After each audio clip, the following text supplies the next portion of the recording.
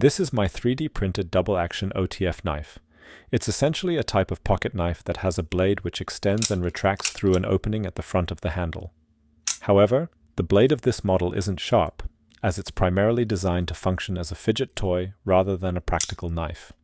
In this video, I will show you how it works and how to build your own. Enjoy!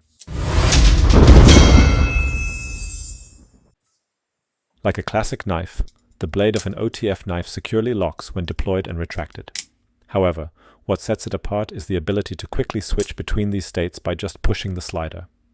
Despite its complexity, my model consists of only 3 parts. The handle shown here as a cutout model, the actual blade, and on the back side, the slider that is operated. The slider has 2 printed springs that are arranged symmetrically because the mechanism works the same in both directions. When I push the slider to the right, you can see that the left spring is tensioned.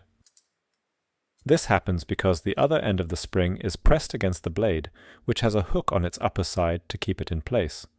Moreover, you can see that the movement of the slider pushes the hook downwards. When I move the slider further, it releases the rear latch, and the built-up energy in the spring shoots the blade forward out of the handle. Now the lower hook secures the blade in the forward position, and you can see that the other spring is now in contact with the blade. So, if I move the slider to the left, the right spring builds up tension.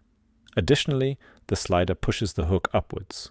When the front latch is released, the blade retracts and locks into the closed position again.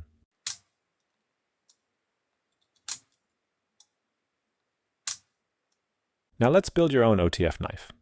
First, you gotta download the 3D print files. When it comes to printing settings, you can stick to the standard stuff, nothing fancy here. Alright, let's begin printing.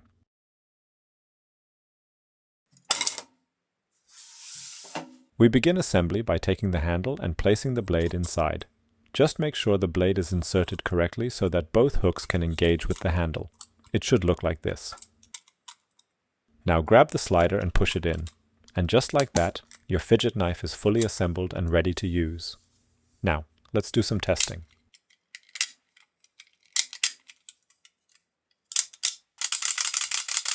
If you enjoyed this video and want to see more content like it, please consider subscribing.